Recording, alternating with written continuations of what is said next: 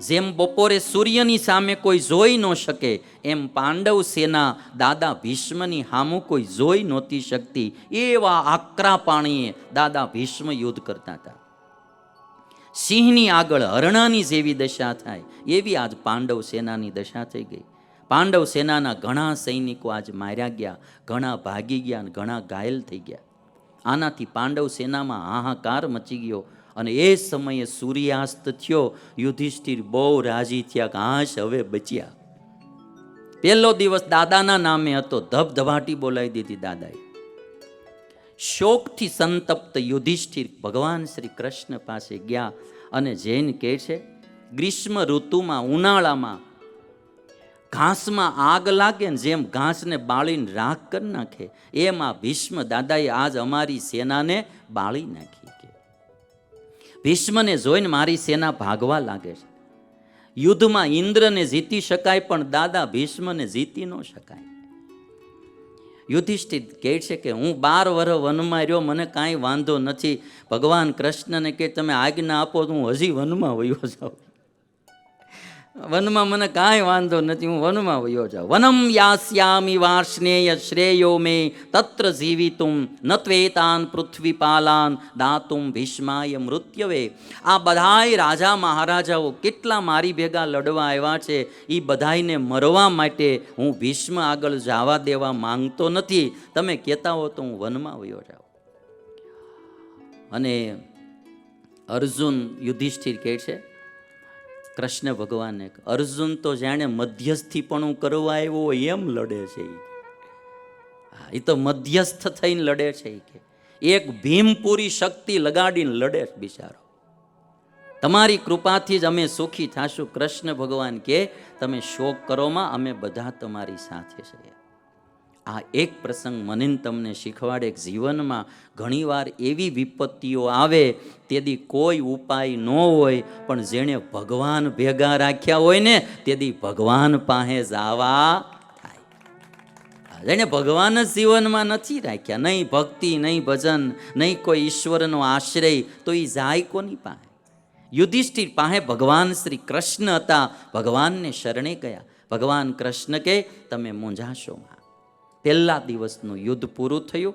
એક શ્વેત મર્યો છે, વિરાટ પુત્ર. બીજા દિવસે ક્રોધિત થઈ અર્જુને કૃષ્ણ ભગવાનને કીધું મારો રથ ભીષ્મ પાસે લઈ લો, નહીં તો એ આજ મારી સેનાનો વિનાશ કરી નાખશે. ભીષ્મ અને અર્જુનનું યુદ્ધ ભયંકર થયું. આ બાજુ ભીમને એમ થયું મારું કાલ આપણી સેનામાં ઘણાય મર્યા. ભીમસેને કલિંગ દેશના રાજા ભાનુમાન, કેતુમાન, શક્રદેવ આદિ 700 વીરોને ઉલાળી નાખ્યા અને 2000 કલિંગોને યમલોકના મહેમાન બનાવી દીધા. ભીમ હારાપટનો દિલથી લડનારો માણા. ભીમ જે કંઈ કામ કરે ને દિલથી કરે. સમજાણું? ખાવા બેહે તો ખાવાનું દિલથી, યુદ્ધ કરવાનું તો દિલથી. એમાં પછી દિલ દગડાઈ નહીં કરવાની. દિલવાળો માણા. અને આ બાજુ અર્જુનના પરાક્રમથી કૌરવ સેના ભયભીત થઈ ભાગવા લાગી. ભીષ્મએ દ્રોણને કહ્યું કે આજ અર્જુન પ્રલયકાળના યમ રાજા જેવો દેખાય છે. કે આજ અર્જુન પ્રલયકાળના યમરાજા જેવો દેખાય. હવે આપણી ભાગેલી સેના પાછી આવવાની નથી. કે એ સમયે સૂર્યાસ્ત થઈ ગયો એટલે શંખ વાગી ગયો. કૌરવોની સેના બચી ગઈ. બીજા દિવસનું યુદ્ધ પૂર્ણ થઈ ગયું. પહેલો દિવસ કૌરવ સેનાનો રહ્યો, બીજો દિવસ પાંડવ સેનાનો. આ બી મને તમને એક શીખવાડે કે એક દિવસો, એક હરખા દિવસો કોઈના રહેતા નથી. સબ દિન હોતન એક સમાન. ત્રીજા દિવસનું યુદ્ધ શરૂ થયું. ભીમસેને એક બાણથી દુર્યોધનની છાતી ભેદી નાખી. ઊંડા આઘાતથી એને મૂર્છા આવી ગઈ. સારથી એમનો તરત દુર્યોધનનો રથ લઈ રણબારો નીકળી ગયો. પછી કૌરવોની સેનામાં ભાગદોડ થઈ ગઈ. અર્જુન પણ જેમ વાદળમાંથી વર્ષાની ધારા થતી હોય એમ આજ બાણની ધારાઓ વર્ષાવી રહ્યા હતા. ભાગતી સેના, દુર્યોધનની સેના તો ભાગવા લાગી. ભીષ્મ અને દ્રોણ રોકવા લાગ્યા કે ઊભા રહ્યો. કોઈ ઊભા જ ન રહ્યા. દુર્યોધને ભીષ્મની પાસે આવીને કીધું કે તમારા જીવતા થકા મારી સેના ભાગી જાય, આને હું યોગ્ય નથી માનતો. પાંડવ તમારા કૃપાપાત્ર છે, તો મારી સેનાનો વધ, એટલે મારી સેનાનો વધ થઈ રહ્યો છે.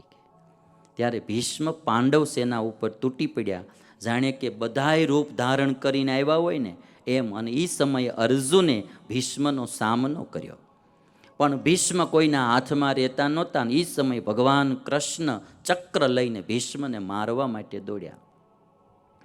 કૃષ્ણએ વિચાર્યું કે ભીષ્મ પાંડવ સેનાનો સંહાર કરી રહ્યા છે, અર્જુન તો કોમળતાપૂર્વક યુદ્ધ કરે છે. આ યુદ્ધમાં એવું હતું ને, દાદા ભીષ્મે અર્જુનને મારી ન શકે.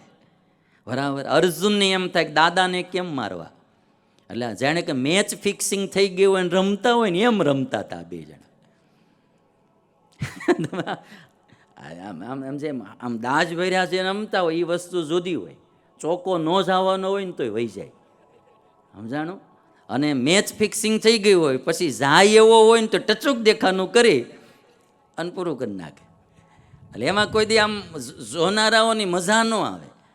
એટલે અર્જુન અને દાદા ભીષ્મ યુદ્ધ કરે પણ એકાબીજાને એક કોઈને મારવાની, બેયને હેત, બેયને અપરંપાર પ્રીતિ એકાબીજામાં. હવે મારે કોણ કોને ભાઈ?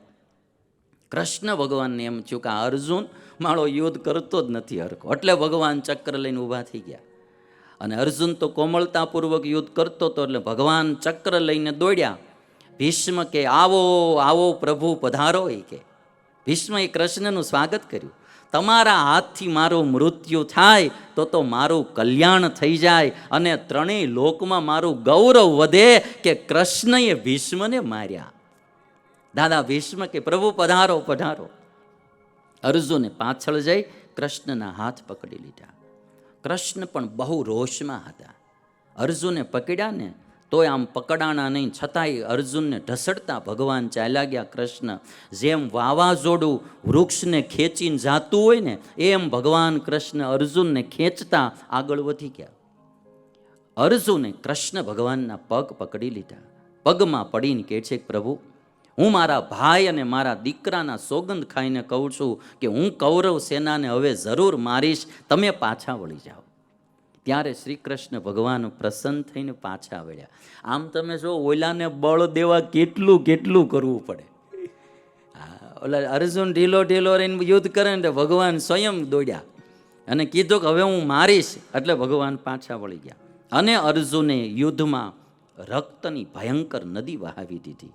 અને એ સમય સૂર્યાસ્ત થઈ ગયો. ત્રીજા દિવસનું યુદ્ધ પૂર્ણ થયું. ચોથા દિવસે ભીમસેને ગદાથી લઈ ગજ સેનાનો સંહાર કરવા લાગ્યા. ભીમ જાણે રણમાં ઉતર્યા ને ચોથે દિવસે, એટલે જાણે કે આમ કસરત કરતો હોય ને ભીમ એમ ગદાઓ આમ આમ ચલાવતા કેટલાય ઢાળ દીધા. એને તો આમ કાંઈ અસર જ નહીં, જાણે કે આમ વ્યાયામ કરતો હોય, ઘડીક આ બાજુ ઘડીક આ બાજુ ઘડીક આમ ને કસરત કરતો હોય ને એમ કરતા કરતા કેટલાય ઢાળ દીધા.